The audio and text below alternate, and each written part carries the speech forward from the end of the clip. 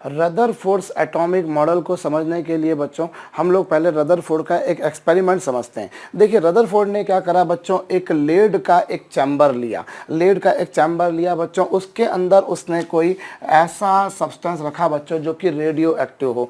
जैसे कि एग्जाम्पल के तौर पर उसने पोलोनियम रख दिया या फिर रेडियम रख दिया। भाई इस लेड चैम्बर के अंदर उसने कोई ऐसा रेडियो एक्टिव सब्सटेंस लिया बच्चों which is capable of emitting alpha particle, alpha particle को एमिट कर सके, ऐसा उसने कोई रेडियो एक्टिव सब्सटेंस लिया। और फिर बच्चों उसके सामने उसने इस तरह से एक लेड की ही एक स्लिट बनाई। लेड की क्या बनाई बच्चों, एक स्लिट। एक्चुअली लेड को यूज़ करने के पीछे रीज़न ये होता है बच्चों कि ये जो रेडियो एक्टिव एमिशंस होते हैं, आपको पता होगा ये काफ़ी ज़्यादा नुकसानदायक, काफ़ी ज़्यादा हैजर्ड्स डेवलप करते हैं। तो उन हैजर्ड्स को रोकने के लिए हम लोग लेड के चैम्बर को लेते हैं। ये काफ़ी ज़्यादा प्रोटेक्टिव किस्म का जो है मटेरियल माना जाता है रेडियो एक्टिव एमिशंस को रोकने के लिए। तो लेड की एक उसने स्लिट ली। स्लिट ली मतलब क्या करा, एक सिंपल लेड की उसने एक प्लेट ली बच्चों, उसमें एक छोटा सा छेद कर दिया। लेड की एक जो है बच्चों एक छोटा सा उसके अंदर उसने क्या कर दिया बच्चों, छेद कर दिया। ये जो आप देख रहे हैं ना यहाँ पर, यहाँ से यहाँ तक एक छोटा सा ऑरिफिस, एक छोटा सा छेद कर दिया बच्चों। और उसके बाद में क्या करा बच्चों, उसने यहाँ से जो रेडियो एक्टिव, और यहाँ पर एक जिंक सल्फाइड की उसने एक सर्कुलर प्लेट ली बच्चों, इस तरह से जिंक सल्फाइड की इस तरह से एक प्लेट ली। अब हुआ ये साहब के जब अल्फा पार्टिकल्स एमिट हुए तो इससे जो अल्फा पार्टिकल्स निकले बच्चों वो कई सारे डायरेक्शन में जाएंगे, नेचुरल सी बात है। But it will release alpha particle, those alpha particle would be released in with various direction. और यहाँ पर बच्चों एक इस तरह की सर्कुलर प्लेट ली गई बच्चों जो कि जिंक सल्फाइड की ली गई। इसकी विशेषता ये थी कि बच्चों जब जाकर इससे अल्फा पार्टिकल टकराते हैं तो बहुत जोरदार किस्म की सिंटिलेटिंग इफेक्ट, बहुत जोरदार किस्म की चमक डेवलप होती है, शाइनिंग आती है बच्चों। When alpha particles strike over this zinc sulfide plate, then a very good shining can be observed. एक अच्छी खासी शाइनिंग को आप पहचान सकते हैं बच्चों। तो इसने अल्फा पार्टिकल रिलीज कर, आप इसमें छोटा सा छेद इसीलिए कर रहे हैं ताकि अल्फा पार्टिकल केवल इसी में से निकल पाए, बाकी नहीं निकल पाए। ऑब्वियसली बाकी जगह को अगर जैसे अल्फा पार्टिकल इधर भी जाएगा, इधर भी जाएगा, लेकिन क्या होगा बच्चों, जब अल्फा पार्टिकल्स यहाँ से निकले इस पे जाएंगे, इन पे जाएंगे तो ये रोक देगा। मैंने आपसे कहा जैसे थोड़ी देर पहले कि जो लेड होता है बच्चों वो काफ़ी ज़्यादा प्रोटेक्टिव किस्म का मटेरियल माना जाता है फॉर रेडियो एक्टिव एमिशंस। सो जब ये अल्फा पार्टिकल निकले तो those alpha particles were striking over this but can not penetrate it. तो इस तरह से कुछ रहा बच्चों, और इस तरीके से आपको बिल्कुल सामने जोरदार किस्म की चमक मिल रही है बच्चों, शाइनिंग मिल रही है। अब उसके ऊपर क्या करा बच्चों, यहाँ पर उसने एक बहुत ही पतली सी गोल्ड की फॉइल ली, एक पतली सी सोने की पत्ती बच्चों। सोने की पत्ती, फॉइल का मतलब ही होता है बच्चों बेसिकली एक पत्ती, बिल्कुल पतली सी, वर्क जिसे हम बोला करते हैं। मिठाइयों पे आपने वर्क लगे हुए देखे होंगे बच्चों, तो मिठाइयों पे जो वर्क, चांदी के वर्क लगे रहते हैं वैसे ही फॉइल। या फिर हनुमान जी को वर्क चढ़ता है, आप शायद जानते हो बच्चों, हनुमान जी के मंदिर अगर आप गए हों, गणपति जी को भी चढ़ता है कुछ जगहों पर, और भी शायद कुछ अलग अलग जगहों की अलग अलग मान्यताएं हों। अदरवाइज जो है बच्चों वैसी बिल्कुल पतली सी सोने की पत्ती ले ली बच्चों, गोल्ड की भी ले सकते हैं, प्लैटिनम की भी ले सकते हैं।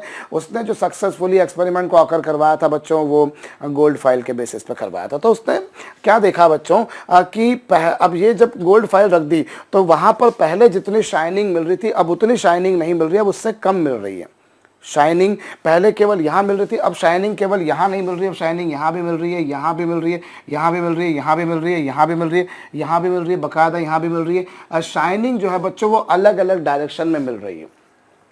पहले जितनी शाइनिंग आपको मिल रही थी, अब बीच में फाइल आ गई तो शाइनिंग आपको वहाँ नहीं मिल रही है। अब जब शाइनिंग वहाँ नहीं मिल रही है तो समझ में आया कि चलो साहब गोल्ड की फाइल है इसलिए वो नहीं मिल रही है, लेकिन यहाँ क्यों मिल रही है, इसको समझने के लिए बच्चों कुछ और हमको विचार करना पड़ेगा। उसने ये देखा बच्चों कि जब अल्फा पार्टिकल्स इस पर बम्बार्ड करे, और काफ़ी तेज स्पीड से ही अल्फा पार्टिकल भेजे गए बच्चों, लगभग 16,000 किलोमीटर पर सेकेंड की स्पीड से।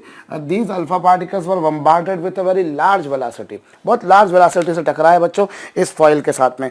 कितनी स्पीड से बच्चों, 16,000 किलोमीटर पर सेकेंड। और ये जो फाइल थी बच्चों इसकी थिकनेस लगभग बता रहा हूँ 10⁻⁻⁴ मिलीमीटर। हालांकि अलग अलग जगहों पर बच्चों आप अलग अलग पा सकते हैं, कहीं बोलेगा किसी ने 10⁻⁵ भी लिखा हो सकता है, किसी ने 10⁻³ भी लिखा हो।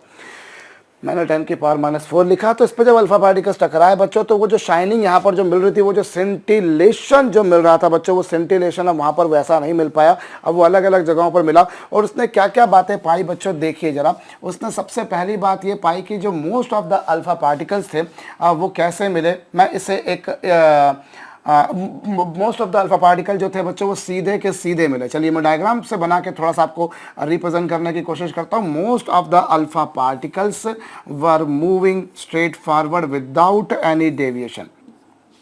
अधिकांश अल्फा पार्टिकल ऐसे थे बच्चों जो सीधे के सीधे चले गए बिना किसी डेविएशन के। इस आधार पर उसने एक बात की पुष्टि करी कि साहब एटम का बहुत बड़ा हिस्सा खाली है, रिक्त पड़ा हुआ है। थॉमसन मॉडल अभी आप लोगों ने पढ़ा, उसमें देखा आप लोगों ने कि उसने एटम को एक वाटरमेलन माना था, और मास को और वॉल्यूम को हर जगह एक जगह, मास को और चार्ज को इवनली डिस्ट्रीब्यूटेड माना था। लेकिन इन्हें कुछ अलग बात बताई। इन्होंने बोला कि नहीं, बहुत सारा हिस्सा खाली है। Because one alpha particles are bombarded, तो अधिकांश अल्फा पार्टिकल, अधिकांश से मतलब लगभग 90%, 90 से 99% तक अल्फा पार्टिकल ऐसे थे जो सीधे के सीधे चले गए विदाउट एनी डेविएशन, बिना किसी विचलन के। Most of the alpha particle बच्चों सीधे जा रहे हैं। इसका मतलब ये हो गया कि एटम का बहुत बड़ा हिस्सा खाली पड़ा हुआ है, एक बात। दूसरी बात बच्चों उसने जो बोली, वो ये बोली कि जो एटम सेंटर की तरफ है, जो एटम सेंटर की तरफ है बच्चों, वो बिट आउटसाइड डेविएट होते हैं, वो आउटवर्ड डेविएट होते हैं, जैसा कि आप यहाँ पर देख रहे हैं। जो अल्फा पार्टिकल बच्चों जो सेंटर के क्लोज थे, जो सेंटर से दूर थे, वो तो सीधे के सीधे चले गए, लेकिन जो सेंटर के क्लोज थे बच्चों, वो आउटवर्ड डेविएट होते हैं, बाहर की तरफ विचलित होते हैं।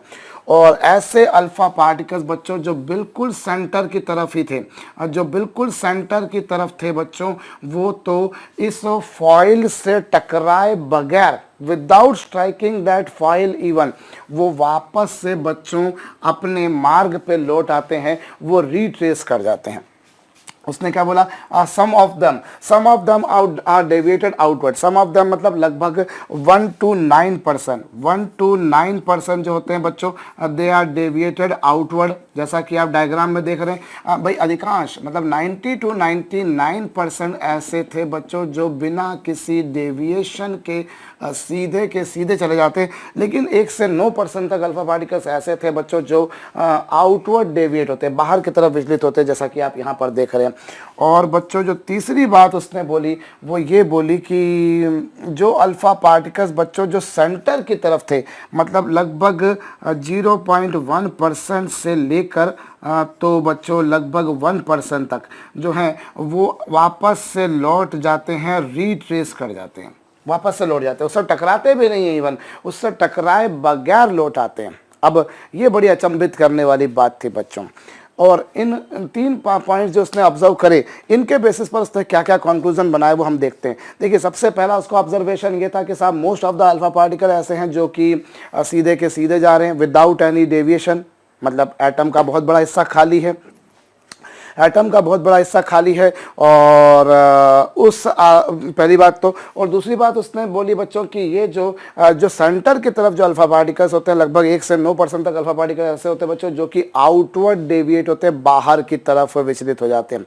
और जितने ज़्यादा सेंटर की तरफ होंगे वो उतने ज़्यादा डेविएट होंगे। जैसे ये अब बच्चों, जैसे मैं यहाँ पर डायग्राम को थोड़ा सा और क्लियर करूँ, तो जो सेंटर्स के पास थे बच्चों वो आउटवर्ड डेविएट हुए, जो सेंटर के पास थे बच्चों वो आउटवर्ड डेविएट हुए। Let me draw by this diagram, ये देखिए साहब मैं इस डायग्राम से रिप्रेजेंट कर रहा हूँ। और जो बच्चों क्या थे, सेंटर के ज़्यादा पास थे बच्चों, वो ज़्यादा डेविएट हुए। ये देखिए जो सेंटर के ज़्यादा पास थे बच्चों, वो ज़्यादा डेविएट हुए, जैसा कि आप देख रहे हैं। और जो ठीक सेंटर की तरफ थे बच्चों, वो तो बिना टकराए वापस लौट कर आ गए, बिना टकराए वापस लौट कर आ गए। डायग्राम से आपको ये समझ में आ रहा होगा। देखिए जो सेंटर से दूर थे वो तो सीधे के सीधे गए, ये तीन लाइंस आप देख रहे हैं। जो सेंटर के पास थे वो आउटवर्ड डेविएट हुए, और जितना ज़्यादा पास थे बच्चों वो उतना ज़्यादा डेविएट हुए। और जो ठीक सेंटर की तरफ थे साहब, वो तो बिना टकराए वापस लौट कर आ गए। तो क्या कंक्लूजन हुआ, मैं फिर से समझा रहा हूँ। देखिए बहुत सारे ऐसे हैं जो खाली हैं, मतलब जो बिल्कुल सीधे चले जाते हैं। मतलब एटम का 90 से 99% बच्चों ऐसा हिस्सा होता है, एटम का 90 to 99% ऐसा हिस्सा है बच्चों जो कि क्या है, एम्प्टी है, जो कि खाली पड़ा हुआ है। बिल्कुल खाली है बच्चों, एक बात। और दूसरी बात, सेंटर की तरफ जो है बच्चों वो ऐसे हैं जो आउटवर्ड डेविएट हो रहे हैं। और एक बात उसको मालूम थी कि जो अल्फा पार्टिकल्स जो भेजे गए हैं these carry positive charge, alpha particles पे पॉजिटिव चार्ज है और ये आउटवर्ड डेविएट हो रहे हैं। मतलब हो ना हो एटम का जो ये सेंटर वाला पार्ट है उस पर कहीं ना कहीं कुछ पॉजिटिव चार्ज होगा, क्योंकि अगर उस पर पॉजिटिव चार्ज होगा तभी वो इन आने वाले पॉजिटिव चार्ज अल्फा पार्टिकल्स को आउटवर्ड डेविएट करेगा। Positive positive ripple each other. अभी क्या हुआ बच्चों, जो अल्फा पार्टिकल ठीक सेंटर की तरफ थे वो आउटवर्ड डेविएट हो गए। इसका मतलब ये है कि भाई alpha particles carry positive charge, मतलब central part of the atom should also be positively charge. तो इस आधार पर उसने एक बात कंफर्म करी कि हाँ साहब सेंटर का जो पार्ट होगा वो पॉजिटिवली चार्ज होगा। और तीसरी बात उसने ये देखी कि जो अल्फा पार्टिकल, बहुत ही कम ऐसे अल्फा पार्टिकल्स हैं जो उससे बिना टकराए वापस आ रहे हैं। उससे एक बात उसकी पुष्टि हो गई कि बिना टकराए वापस आ रहे हैं, मतलब पक्की बात है साहब कि वो सेंटर पार्ट पॉजिटिव है। भाई जो सेकंड नंबर का जो उसने ऑब्जर्वेशन पाया कि अल्फा पार्टिकल आउटवर्ड डेविएट हो रहे हैं, उस पर उसने बोला कि साहब एटम का सेंट्रल पार्ट पॉजिटिव है, ठीक है साहब। लेकिन बहुत ही कम अल्फा पार्टिकल ऐसे हैं जो उससे बिना टकराए वापस आ रहे हैं। इससे तो कंफर्म हो गया भैया कि एक बात तो बिल्कुल क्लियर है कि सेंटर पार्ट पॉजिटिव है, ये कंफर्म हो गया। और दूसरी बात, ऐसे बहुत ही कम हैं जो बिना टकराए वापस आ रहे हैं। मतलब एक बात और कंफर्म हो गई बच्चों की जो सेंट्रल पार्ट है एटम का, जो सेंट्रल पार्ट है बच्चों वो बहुत छोटा है। एटम के साइज के कंपेरिजन में central part is very small. Central part जो है बच्चों दैट इज वेरी स्मॉल, वो बहुत ही छोटा है इन comparison of size of the atom. In comparison of the size of atom that central part is very small, बहुत छोटा है। ये इससे क्लियर हो गया बच्चों। और क्या हुआ, और दूसरी बात ये कि जो अल्फा पार्टिकल उससे टकराए बगैर वापस आ रहे हैं वो बहुत तेजी से वापस आते हैं, बहुत तेजी से। अब देखिए मैं आपको बताऊं, यहाँ पर अगर सपोज कीजिए ये दीवार है, इस दीवार पर मैं किसी बॉल को फेंकता हूं वो वापस आएगी, लाजमी है बच्चों। अब अगर मैं इस दीवार की जगह यहाँ पर मान लीजिए कोई रजाई या गादी या थर्माकोल या स्पंज लगा दूं और फिर मैं बॉल को इस पर फेंकूं तो फिर भी बॉल वापस तो आएगी, लेकिन बॉल उतनी तेजी से वापस आ पाएगी? बिल्कुल नहीं। आई रिपीट, भाई अगर मान लीजिए मेरे पास में एक मेटालिक वॉल है या फिर सपोज कीजिए ब्रिक वॉल है, उस पर मैंने किसी बॉल को फेंका, बॉल टकरा कर वापस आएगी, ये तो आप समझ सकते हैं। और अब एक गादी है, यहाँ पर मैंने मान लीजिए थर्माकोल की शीट लगा दी, स्पंज लगा दिया, उसके ऊपर बॉल को फेंका तब भी लौट कर आएगी। लेकिन मेटालिक वॉल से जो बच्चों को लौट कर आएगी तो तेजी से आएगी, और अगर गादी वाली वॉल लूंगा तो इतनी तेजी से नहीं आ पाएगी। इसका कारण क्या बच्चों, क्योंकि मेटालिक वॉल जो है वो रिजिड है, थोड़ी सी हार्ड है, थोड़ी सी भारी है, जबकि स्पंज वाली वॉल जो बच्चों इतनी भारी नहीं है, इतनी हार्ड नहीं है। बिल्कुल यही कुछ उसने भी बोला बच्चों की जो अल्फा पार्टिकल्स हैं जब उससे टकरा कर बिना टकराए वापस आ रहे हैं, मतलब इससे एक बात और कंफर्म हो गई कि जो सेंट्रल पार्ट है that is carrying positive charge, वो है, लेकिन वो बहुत रिजिड है, बहुत भारी है। और इस आधार पर उसने बोला बच्चों कि एटम का जो टोटल मास है that is concentrated at the centre. Atom का जो पूरा का पूरा मास है बच्चों वो सेंटर पर है। जो कि अभी थोड़ी देर पहले आप लोगों ने देखा कि थॉमसन का मॉडल जो था बच्चों, प्लम पुडिंग मॉडल, उसमें क्या बोला क्या था कि मास इज इवनली डिस्ट्रीब्यूटेड। उसने बोला नहीं, almost the total mass of the atom is concentrated at the centre. परमाणु का पूरा मास बच्चों सेंटर पे कॉन्सेंट्रेटेड है, पूरा का पूरा मास सेंटर पे कॉन्सेंट्रेटेड है। और दूसरी बात क्या बच्चों, वो और उस पर पॉजिटिव चार्ज भी तो ये तो सेकंड ऑब्जर्वेशन से भी मालूम पड़ गया था। और थर्ड ऑब्जर्वेशन से उसने बोला बच्चों कि जो सेंट्रल पार्ट है वो काफ़ी छोटा है और उस पर पॉजिटिव चार्ज है, ठीक है। तो तीनों ऑब्जर्वेशन ने क्या बोला बच्चों, मैं फिर बता रहा हूँ। पहले ऑब्जर्वेशन से मालूम पड़ गया एटम का बहुत बड़ा हिस्सा खाली है। दूसरे ऑब्जर्वेशन से क्या मालूम पड़ा कि जो 1 to 9% का जो हिस्सा है बच्चों वो क्या है, positively charge, that is positively charge, वो धनात्मक आवेशित है। और तीसरा जो है बच्चों इस मॉडल के बारे में अगर बोला जाए तो इस मॉडल का तीसरी बात जो उसने बोली कि जो सेंट्रल पार्ट है उस पर ऑलमोस्ट, क्योंकि वो रिट्रेस करते हैं और वेरी फास्ट आते हैं, वो रिट्रेस तो करते हैं एंड रिट्रेस वेरी फास्ट। इसका मतलब उसने ये बोल दिया कि सेंट्रल पार्ट जो है बहुत छोटा है और that central part is very heavy in comparison of rest of the atom, so that we can say that the total mass of the atom is concentrated at the center. Total mass जो है बच्चों वो centre पर concentrated है, वो जो है बच्चों वो केंद्र पर केंद्रित है। ये तीन बातें बच्चों उसके तीन ऑब्जर्वेशन के बेसिस पर उसने तीन कंक्लूजन निकाले। मैं रिपीट किए दे रहा हूँ बच्चों कि बहुत सारे अल्फा पार्टिकल ऐसे जो सीधे जा रहे हैं, मतलब एटम का बहुत बड़ा हिस्सा खाली है, लगभग इतना हिस्सा खाली है। जो सेंटर की तरफ थे वो बाहर की तरफ डेविएट हो रहे हैं, तो इससे मतलब ये हो गया कि सेंट्रल पार्ट पॉजिटिव। क्यों? Because alpha particles carry positive charge. और तीसरी बात बच्चों 0.1% से 1% तक के अल्फा पार्टिकल ऐसे जो उससे बिना टकराए वापस आ रहे हैं, बिना टकराए। आप देखिए कभी दो मैग्नेट्स को आप लीजिए, बड़ी स्ट्रॉन्ग मैग्नेट, तो आप उनको पास में लाने की कोशिश करेंगे तो आप उनको पास में नहीं ला पाएंगे, बिकॉज अगर नॉर्थ पोल को एक साथ में लेके आएंगे they repel each other very strongly, और आप कोशिश करें कि सिर्फ उनको चिपका के ही अलग कर दें आप, तो आप चिपका भी नहीं पाएंगे, because strong magnetic force acts between them. Likewise बच्चों सामने भी पॉजिटिव, फेंका गया भी पॉजिटिव, तो इसलिए बच्चों और इतनी फास्ट फेंके गए हैं 16,000 किलोमीटर पर सेकेंड की स्पीड से, उसके बावजूद भी वापस आ गए। मतलब यह है कि वो जो सेंट्रल पार्ट है बच्चों वो पॉजिटिवली चार्ज है, उसका साइज बहुत छोटा है और बहुत तेजी से वापस आ रहे हैं, मतलब वो बहुत रिजिड है, बहुत भारी है। Almost the total mass of the atom is concentrated at the centre. इस बेसिस पर उसने बताया कि साहब ये पूरा एटम है, ये पूरा एटम है, एटम का सेंट्रल पार्ट पॉजिटिवली चार्ज है। होप ये डायग्राम देखकर आपको समझ में आ रहा होगा, थोड़ा सा कंजेस्टेड जरूर हो गया। उसने बोला कि साहब ये पूरा एटम है, ये पूरा परमाणु है, और ये सेंट्रल पार्ट है जो पॉजिटिवली चार्ज है, जो एटम के बिल्कुल सेंटर पे रखा हुआ है।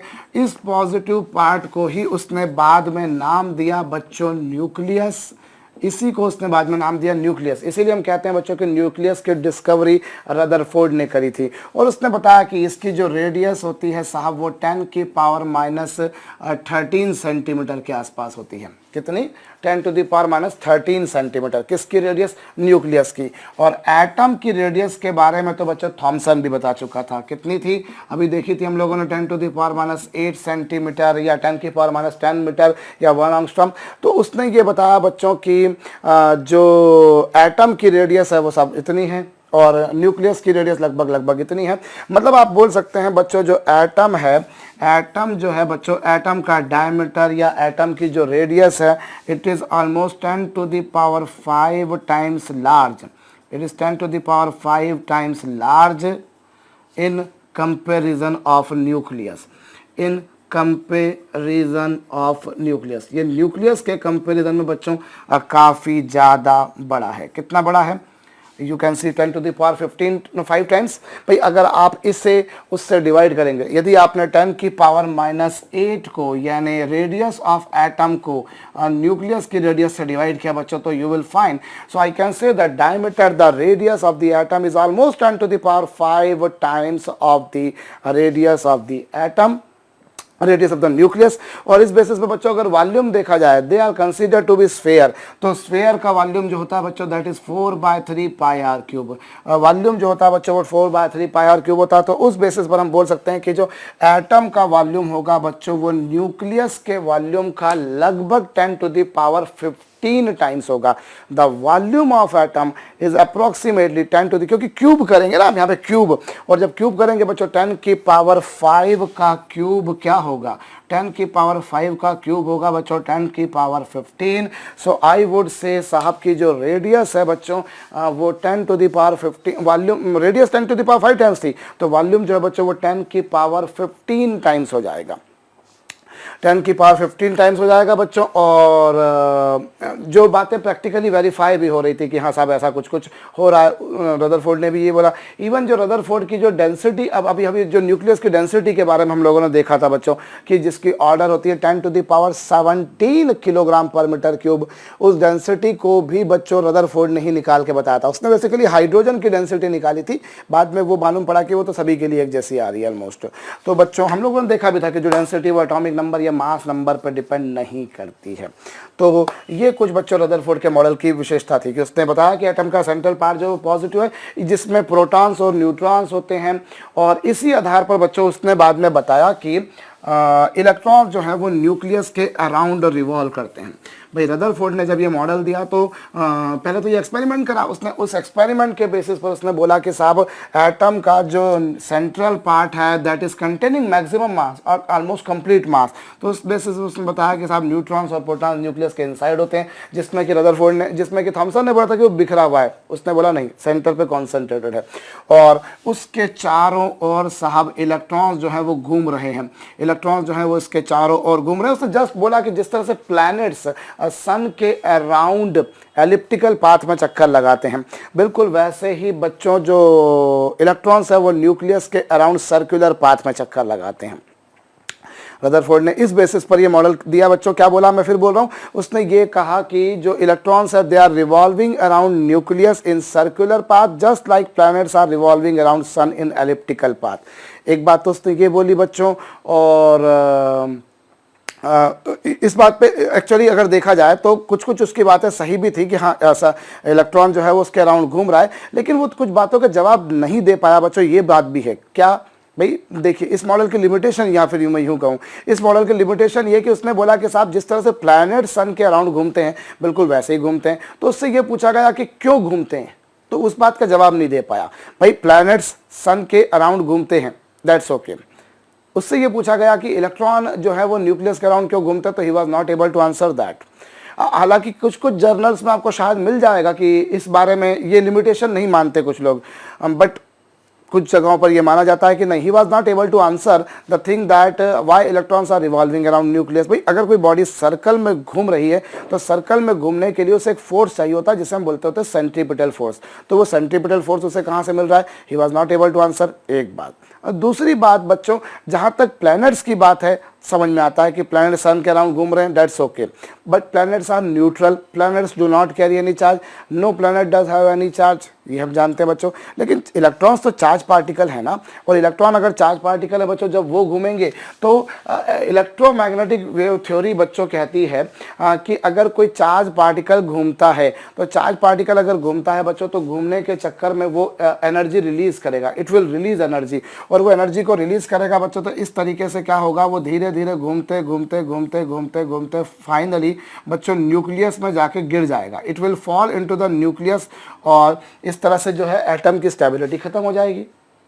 मेरी बात आपको नहीं समझ में आई हो तो मैं वह फिर से समझाता हूँ। भाई रदरफोर्ड ने क्या बोला कि central part of nucleus is containing neutrons and protons and electrons are revolving around it in circular path. Accepted, बिल्कुल एक्सेप्टेड कि चलिए साहब घूम रहा है, क्यों घूम रहा है रदरफोर्ड नहीं बोल पा रहा। और दूसरी बात ये बोली गई भाई कि आप बोल रहे हो प्लैनेट जैसे घूमते वैसे ये घूम रहा है, दैट्स ओके, लेकिन जब प्लैनेट घूमते तो प्लैनेट पे तो कोई चार्ज नहीं होता, ठीक है घूम लिए, लेकिन electrons are charge particle and if they are revolving naturally बच्चों वो एनर्जी को रिलीज करेंगे, and if they will release energy बच्चों वो धीरे धीरे धीरे धीरे उनका ऑर्बिट जो है बच्चों, उनका जो सर्कल है वो छोटा होते जाएगा, और एक समय ऐसा आएगा बच्चों जब वो न्यूक्लियस में गिर जाएगा, it will fall finally into the nucleus and in this way the stability of nucleus will be spoiled, पूरी तरह से खत्म हो जाएगी बच्चों।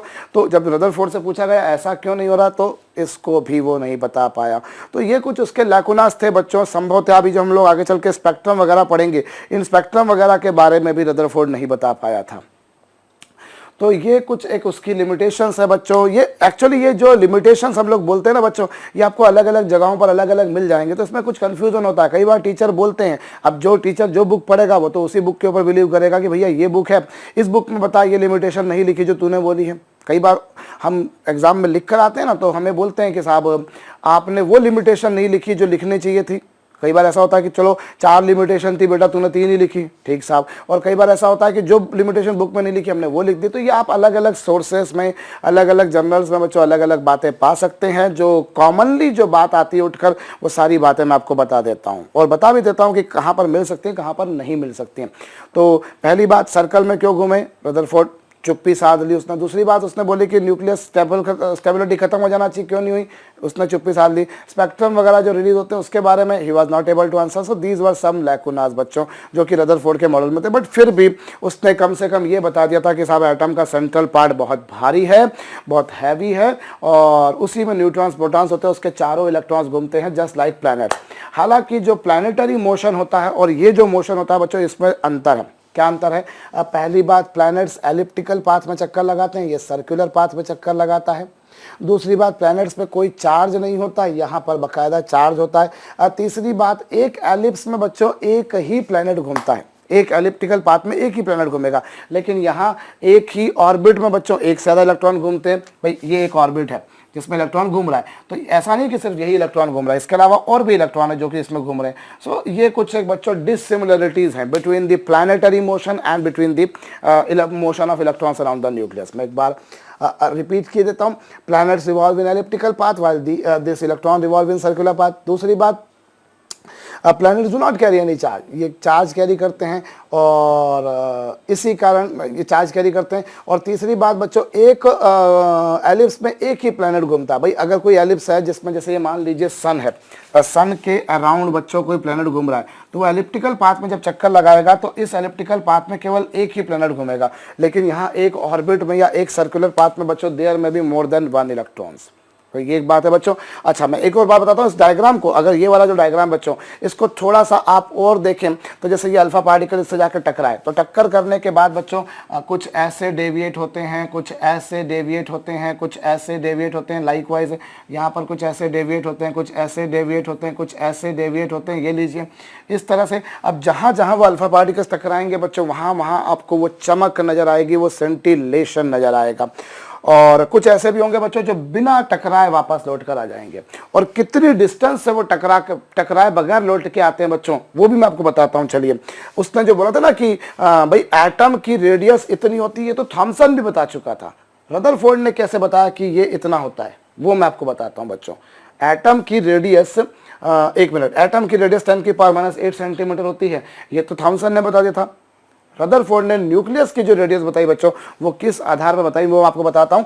एक्चुअली जब उसने देखा कि अल्फा पार्टिकल इससे बिना टकराए वापस लौट कर आ रहे हैं, without striking the foil they are coming back, तो उसने देखा कि वो कितनी मिनिमम से मिनिमम डिस्टेंस तक उसके पास जा पा रहे हैं। तो कितनी मिनिमम से मिनिमम डिस्टेंस पर जाके वापस आ रहे हैं बच्चों, वो थी 10⁻⁻13 सेंटीमीटर।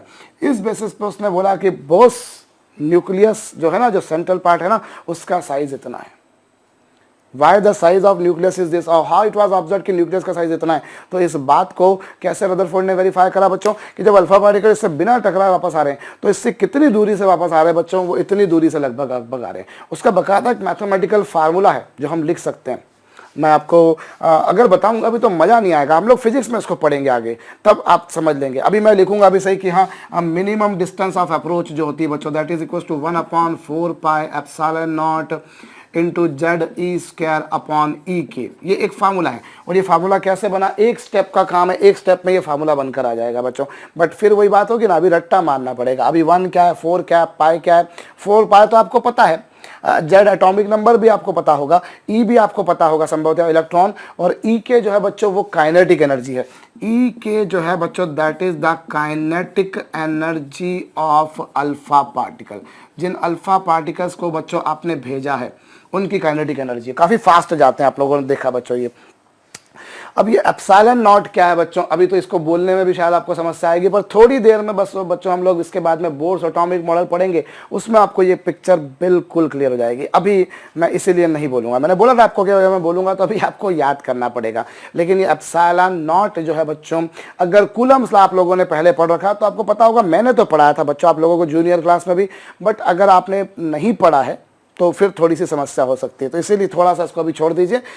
ये जो R0 है बच्चों, this is known as distance of closest approach.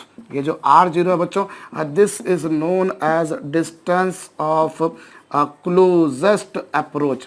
Electron हद से हद कितना पास में जा सकता है बच्चों, ये वो वाला फार्मूला है। This formula is giving you कि इलेक्ट्रॉन हद से हद उसके कितना पास जा सकता है। तो ये उससे आता है बच्चों जिसे हम रिप्रेजेंट करते हैं किससे, R0 से। इसे R0 से रिप्रेजेंट करते हैं बच्चों। और वो जो वैल्यू आती है बच्चों, जब वो प्रैक्टिकली करके देखी गई तो वो वैल्यू पाई गई that is approximately 10⁻⁻13 centimetre.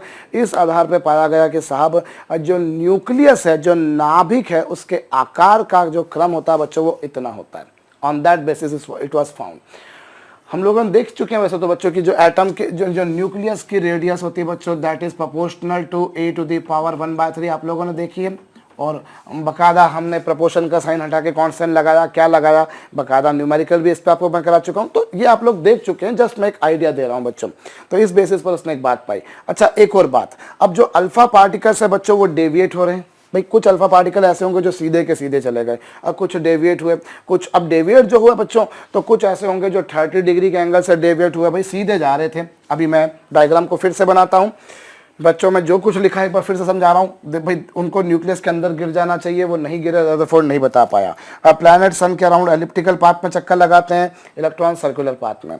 Planet एक एलिप्स में एक ही लगाता है लेकिन इलेक्ट्रॉन्स बहुत सारे लगाते हैं। प्लैनेट पे कोई चार्ज नहीं होता, इलेक्ट्रॉन्स पे चार्ज होता है। तो इस तरीके से बच्चों सोलर सिस्टम और एटॉमिक सिस्टम में थोड़ा सा डिफरेंस होता है। ये डिस्टेंस ऑफ क्लोजेस्ट अप्रोच का फार्मूला है बच्चों, और उस बेसिस पे ये निकाली गई, वो इतनी मिली। और उसी बेसिस पे न्यूक्लियस का साइज मिला बच्चों, और ये मिला कि एटम का साइज जो है वो न्यूक्लियस के साइज के कंपैरिजन में 10⁵ टाइम्स ज़्यादा है, वॉल्यूम 10⁻15 टाइम्स ज़्यादा है। और अब आगे अब हम और समझें बच्चों यहाँ पर, तो जैसे जब अल्फा पार्टिकल्स इस पे जाके टकराए, फॉइल पे जाके टकराए बच्चों, ये थी गोल्ड फॉइल, बहुत पतली सी, जिसकी थिकनेस आपने 10⁻⁻4 मिलीमीटर लिया। तो बहुत सारे अल्फा पार्टिकल तो ऐसे थे जो सीधे के सीधे चले गए, पर कुछ ऐसे थे जो आउटवर्ड डेविएट हुए जस्ट लाइक दिस बच्चों। कुछ ऐसे थे जो 30 डिग्री डेविएट हुए, कुछ ऐसे थे बच्चों जो 45 डिग्री डेविएट हुए, ये लीजिए। कुछ ऐसे थे बच्चों जो 60 डिग्री डेविएट हुए, ये लीजिए। और कुछ ऐसे भी थे बच्चों जो सीधे के सीधे वापस लौट कर आ गए। अब अगर मान लीजिए कोई अल्फा पार्टिकल थीटा एंगल से डेविएट होता है, कितने एंगल से डेविएट होता है बच्चों? थीटा एंगल से। तो हमारे पास में इसके लिए एक रिलेशन है बच्चों। एन यहाँ पर क्या है, एन हमारे पास में मैं बताता हूँ, पहले आप इस रिलेशन को लिख लीजिएगा। क्या है बच्चों? 1/sin⁻θ/2। यहाँ पर क्या बच्चों? n is the number of alpha particles, number of alpha particles which are deviated by angle alpha, sorry which are deviated by angle theta. भाई ऐसे अल्फा पार्टिकल्स जो थीटा एंगल से डेविएट हुए, जैसा मैंने आपको डायग्राम में देख के बताया बच्चों अभी कि कुछ अल्फा पार्टिकल ऐसे जो 30 डिग्री से डेविएट हुए, कुछ 45 से डेविएट हुए, और कुछ बच्चों 60 से डेविएट हुए। तो ये वो एंगल है जिस एंगल से वो डेविएट हो रहे हैं। दिस इज दैट एंगल बच्चों by which alpha particles are being deviated. So अगर मान लीजिए ऐसे अल्फा पार्टिकल्स है बच्चों जो थीटा एंगल से डेविएट हुए, उनकी संख्या n है, तो ये बच्चों एक रिलेशन है। नेचुरल सी बात है, इस फार्मूले को देखकर आप समझ सकते हैं बच्चों कि एंगल जितना ज़्यादा होगा n उतना कम होगा। भाई दोनों इन्वर्सली वैरी कर रहे हैं। So larger the angle smaller would be the number of particles. मतलब जैसे जैसे आप एंगल बढ़ाते जाएंगे बच्चों, वैसे वैसे उनकी संख्या कम होती जाएगी। मतलब लार्ज एंगल से डेविएट होने वाले अल्फा पार्टिकल्स कम होंगे। लार्ज एंगल से, देखिए, लार्ज एंगल से डेविएट होने वाले बच्चों अल्फा पार्टिकल्स क्या होंगे? कम होंगे। Less number of alpha particles होंगे बच्चों। लार्ज एंगल से डेविएट होने वाले अल्फा पार्टिकल्स कम होंगे, और स्मॉल एंगल से डेविएट होने वाले, स्मॉल एंगल से डेविएट होने वाले अल्फा पार्टिकल्स जो होंगे बच्चों, they would be more.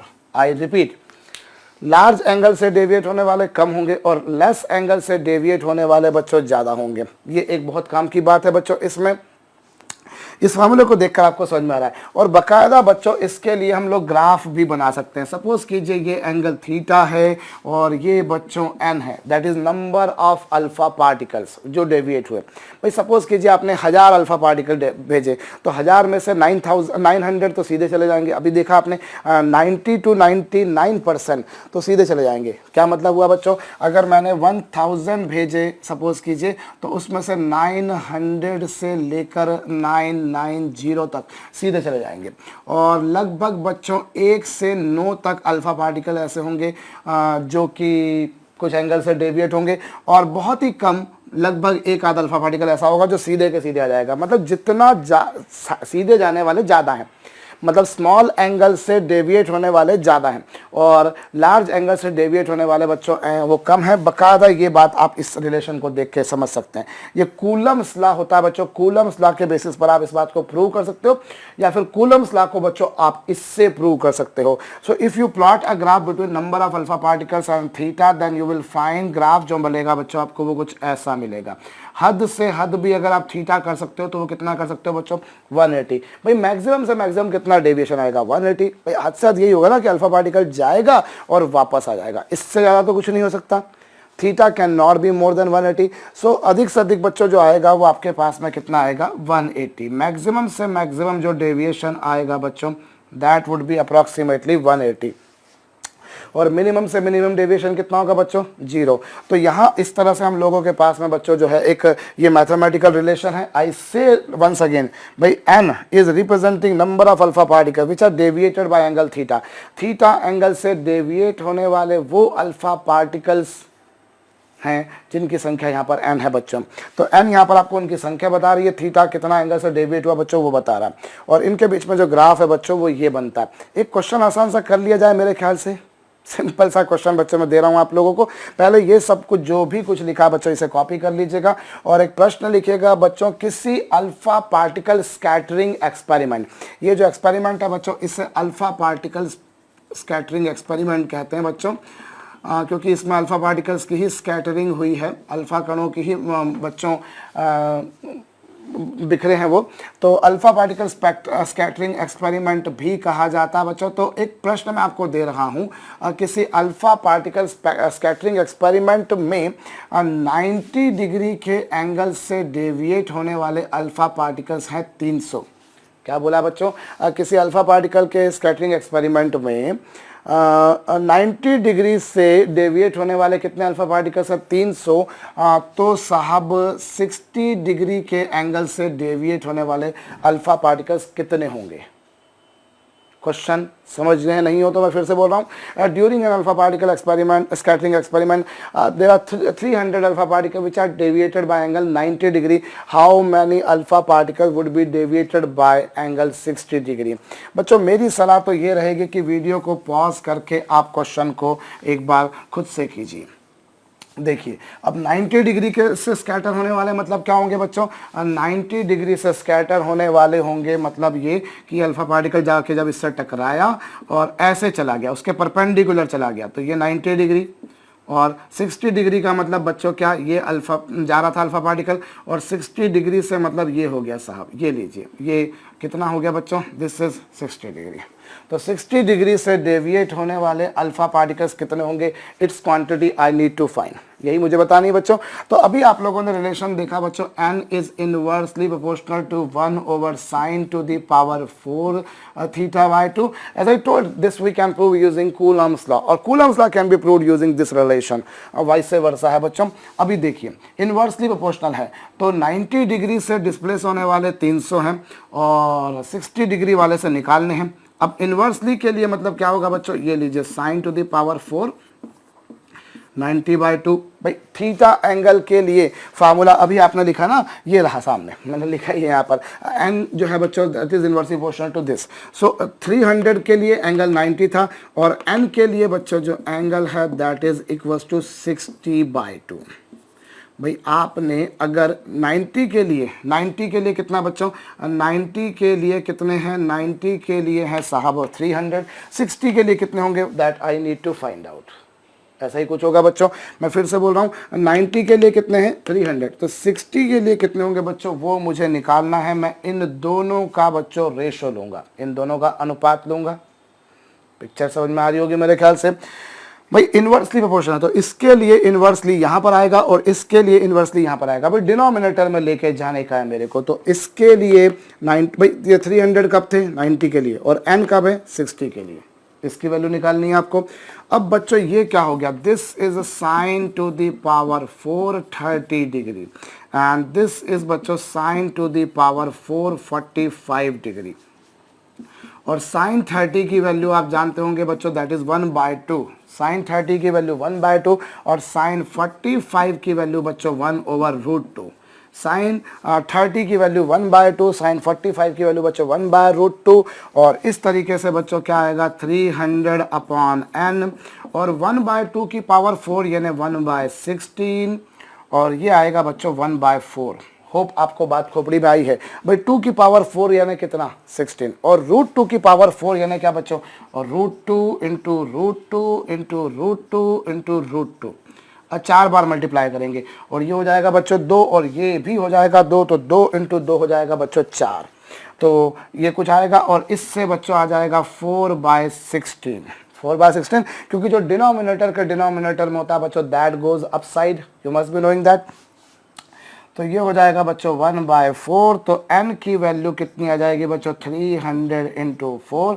So we can say 1200 alpha particles would be there. 1200 alpha particles ऐसे होंगे बच्चों जो 60 डिग्री के एंगल से डेविएट होंगे। एन इनवर्सली प्रोपोर्शनल है दिस, मतलब जब 90 डिग्री था तब ये और 60 था तब ये, बस इनवर्सली के लिए इसका डिनोमिनेटर ऐसा बनेगा, इसका डिनोमिनेटर ऐसा बनेगा, दोनों का रेशियो लेंगे बच्चों। सिंपल मैथमेटिकल कैलकुलेशन ही हो जाएगा। तो ये बच्चों एक ऐसा एक्सपेरिमेंट था जिसके आधार पर न्यूक्लियस की खोज हुई, जिसके आधार पर ये मालूम पड़ा कि साहब एटम का सेंट्रल पार्ट पॉजिटिवली चार्ज है जिसमें न्यूट्रॉन्स और प्रोटॉन्स होते हैं और उसके चारों ओर इलेक्ट्रॉन्स घूमते हैं। और एक बहुत काम की बात मैं आपको बताऊं बच्चों, एक्चुअली उसने अल्फा पार्टिकल्स को उसके ऊपर भेजा था, रेडियो एक्टिव सैंपल लिया था जो अल्फा पार्टिकल्स एमिट कर रहा था, पोलोनियम रेडियम जैसे मैंने लिखा था बच्चों।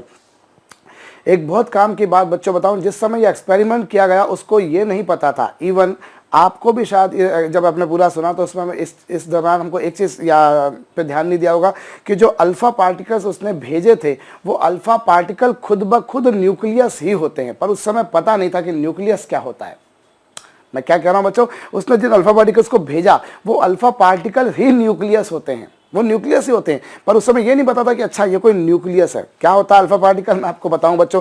हीलियम के बारे में आप लोग जानते हैं, हीलियम जिसके नाभिक में बच्चों 2 प्रोटॉन होते हैं, 2 न्यूट्रॉन होते हैं और उसके चारों ओर बच्चों ये 2 इलेक्ट्रॉन्स घूमते हैं, इसे आप बोला करते हैं हीलियम, इसे आप बोलते हैं हीलियम। और हीलियम में से बच्चों अगर ये 2 इलेक्ट्रॉन्स बाहर निकाल दिए जाएं, इन 2 इलेक्ट्रॉन्स को बच्चों बाहर निकाल दिया जाए तो पीछे जो बचेगा बच्चों that would be 2 protons and 2 neutron, that is the nucleus of helium. ये जो है बच्चों ये क्या कहलाएगा, this is a nucleus of helium He बच्चों। और ये जो होता है इसी को हम बोला करते हैं बच्चों अल्फा कण यानी कि alpha particle. This is a nucleus of helium बच्चों और इसी को बोलते हैं अल्फा पार्टिकल। तो ये एक अलग बात है कि वो न्यूक्लियस की खोज करने जा रहा था और न्यूक्लियस को ही फेंक रहा था, पर उस समय मालूम नहीं था। वो कहते हैं बगल में छोरा और गांव भर में ढिंडोरा वाली बात। तो वो फेंक ही न्यूक्लियस को रहा था और बाद में बता रहा था कि अच्छा सामने न्यूक्लियस है। तो ये एक बड़े काम की बात है बच्चों, हालांकि इस बात पे बहुत कम लोगों ने ध्यान दिया। ये तो आज हमको पता है एक्चुअली, हालांकि उस समय नहीं पता था कि हीलियम का न्यूक्लियस है। अब हमको मालूम पड़ चुका है इसलिए हम ये बात बोल चुक सकते हैं बच्चों।